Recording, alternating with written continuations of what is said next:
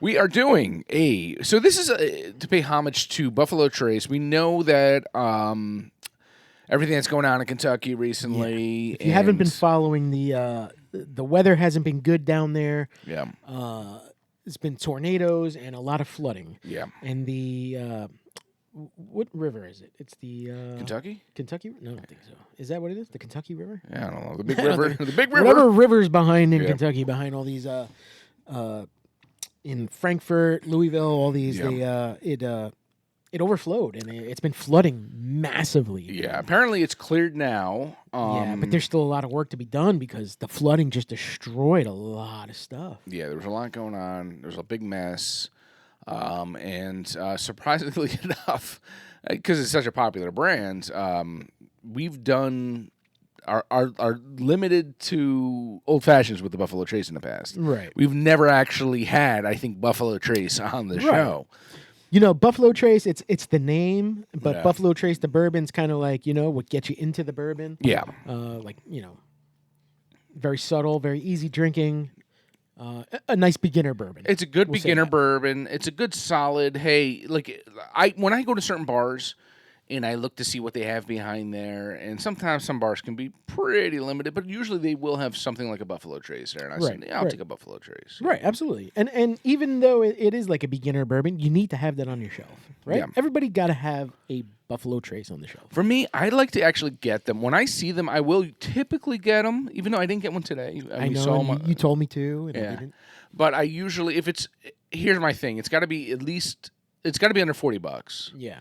And if it's 40 or over, I usually don't buy it. But maybe if it's 40, I'm still salty with my Buffalo Trace from that trip. So John had a large bottle that he bought for $30-something. $30, and it broke in the airplane. Yeah, in the airplane when he was away. He was able to get his hands on one at a very decent price. Yeah. But typically, when I get these, I buy them for gifts for people. Especially people who aren't really bourbon people or whatever. I say start with the Buffalo Trace, and then And it's funny because everywhere you go, there's usually a sign that says one per customer. Because I know for $30, I guess people it's the name. You're buying the name. Well, that's what you're doing. Eagle Rare used to be one that was, 30 same price. Yeah, now and that's a 10-year. $60. Yeah, now they've really brought the price. I think it's coming back down though. You can find it typically more in, I think, places than you used to be able. So I think it's coming back down. Yeah. So if I see that at a good price, I'll pick it up. Yeah. But yeah, like you said, we're paying homage to Buffalo Trace because of the floodings. Mm-hmm. It was closed for a long while. It's reopened now, but they had a lot of damage. Yeah, they did. They lost a lot of business. Yeah. So if you can. So your Blanton's is going to be like $200 a bottle. I know. Yeah. I think they'll come around. They probably didn't lose too much inventory. I'm hoping they didn't lose too much inventory there. But and it's not necessarily just the distilleries down there. If you could show some kind of support, any kind you can. I mean, it even came down to Bourbon on Main, right? It was one of the restaurants we went to when we visited Kentucky. Yes. And exactly where we sat was underwater. Yeah. It's crazy. I know. It's sad. People, they work hard and that's their livelihood. And when you see something like that happen, it's out of your hands. There's nothing you can do. Nope. It's sad. But we will pour some of this out for all the people. Will we? In our mouth. In our mouth, yeah. But let's see. Like I said, I was joking around with John before this. I was like, Buffalo Trace on a podcast. This is something we haven't. Hey. We haven't done it. Let's do it, man. Let's do it. Let's do it. As far as Buffalo Trace goes, it's 90 proof. So it's like John had said before. It's a nice beginner bourbon. It's not like super, like dark in color, which means obviously with the 45, it's not sitting in the barrels for too long. But like I said, it's a solid go-to. I used to do a lot of old fashions with it. Now I've kind of switched to the Sazerac because I've been leaning towards the ryes a little more for my old fashioned. Or Bullet. Or like a Bullet rye or something. Yeah. So you want to pick a glass? Yeah. Well, you doing some George T. Stagg glass there? Boy. I'll do the Blanton's glass. I was go. telling John before. I said I think I had a Buffalo Trace Glencairn that broke at some point, but we'll still keep it from the distillery here. And if you are new to bourbon, I mean, this is a great one to start with. It really is. It really is. Yeah. We're not shitting on it at all. Buffalo Trace is Buffalo Trace. Well, and it's funny. It's classic. Because sometimes we'll say, oh, Blanton's, whatever. Though it's weird with Blanton's because I just cracked open this one not too long ago, and I was like, because I finished another bottle, because it's just a nice sipper. I was like, oh, it just some days it gets me right, and I'm like, that is a really good bourbon. We just think it's a little overrated at times, but also for the price. When you get some of these Blanton store picks, there could be little slight variations and everything too. So, but if you're finding a Buffalo Trace for $35-$40, like you said, man, you got to pick that up. You got to have that in your repertoire of bourbon. Yes. You have to have that in your collection. Yeah, you kind of have to. Yeah. I was telling John before this, I said my wife had gotten this, I think it was for Christmas. It's a notebook, and it says, "Brilliant ideas I had while drinking bourbon." Yeah, we need that. I don't have too many ideas, but what I am going to use it for right now, if you see me writing right now, I'm going to actually take some notes on some of the stuff that we have. You have a lot of ideas. They just go away while drinking. Yeah, that's usually what happens. Yeah. Yes. So I kind of want to take some notes on whatever we think it is and what we're getting on it. And you know what? Why not? Buffalo Trace? 100%. Let's see, man. Let's get this nose. All right. All right, I'm getting notes of vanilla. Oh, definitely vanilla. Yeah. You're getting your caramel, you're getting your vanilla, you're getting your typical notes. Everything that a newbie would want to have. Not boozy. Not on the nose. Viscosity, as far as that goes, I mean, it's light. It's not. We're not seeing legs on this one too much necessarily, but not bad though. I'm getting that oak tote, that oak note a little bit. Getting that oak tote too. Oak tote, too. Tuck it, skim it. There is a sweet aromatics. Let's just call it swore. That's what I use at work. It's such a term that we use all the time. Swore. I get swore on it. Sweet aromatics.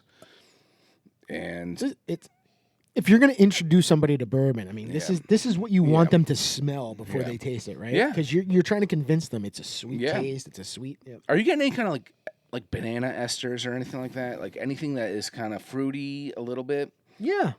Absolutely. All right. That comes with the sweetness. So what did we say? We said swore, we said vanilla, and we said definitely that banana, that fruity banana. Yeah, 100%. Banana. All right. Like an overripened banana or ripened banana. Yeah, ripe. I'm gonna put ripe banana on there.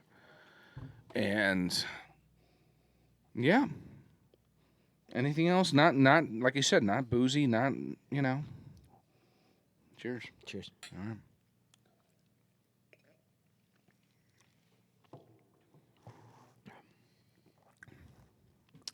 I mean, come on.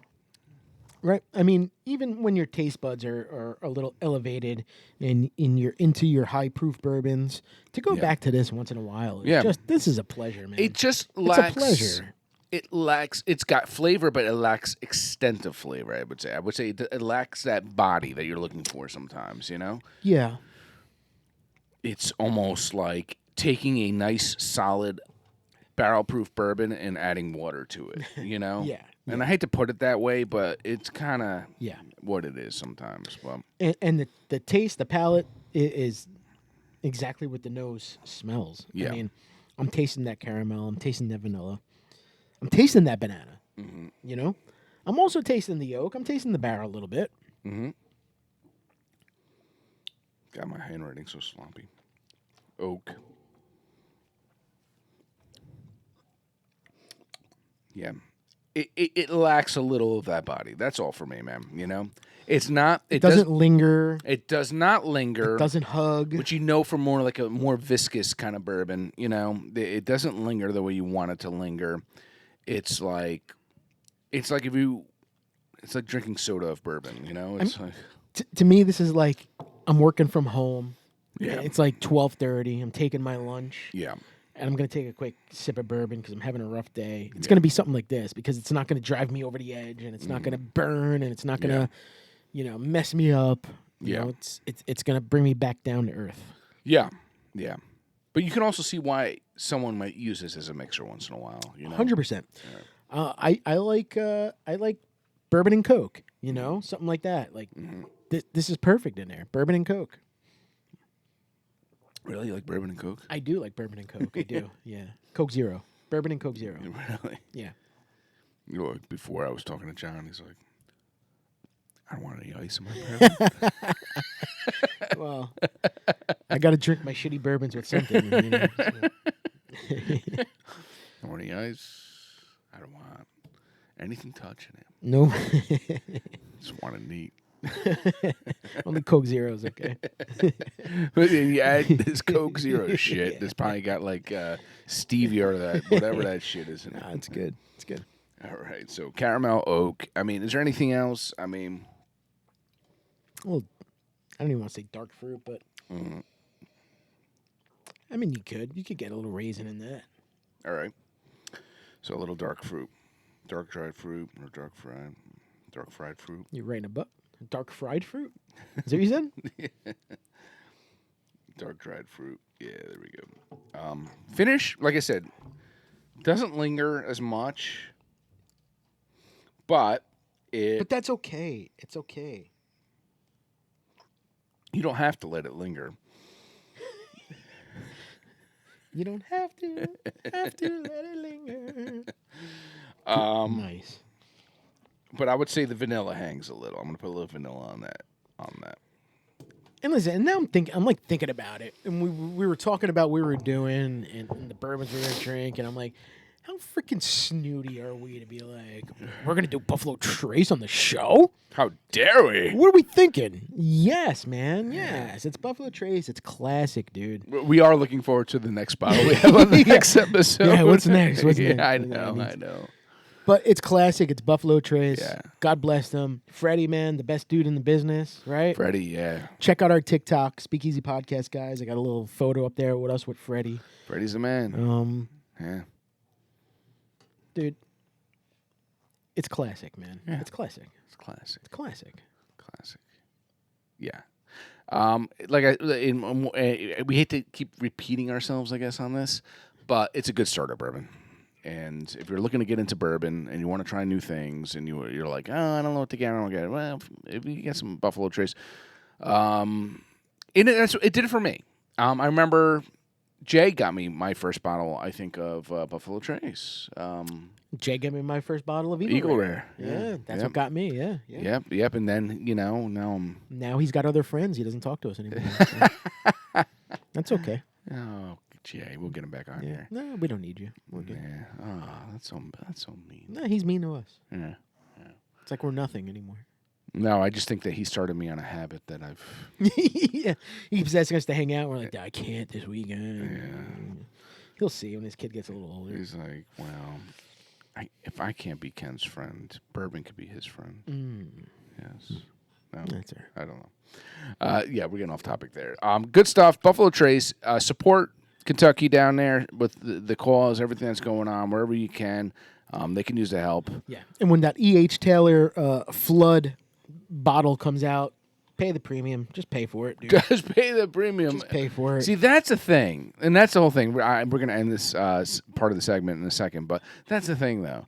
They had the Tornado Warehouse C and everything. And that price is going to go up, man. I know. But you know what, though?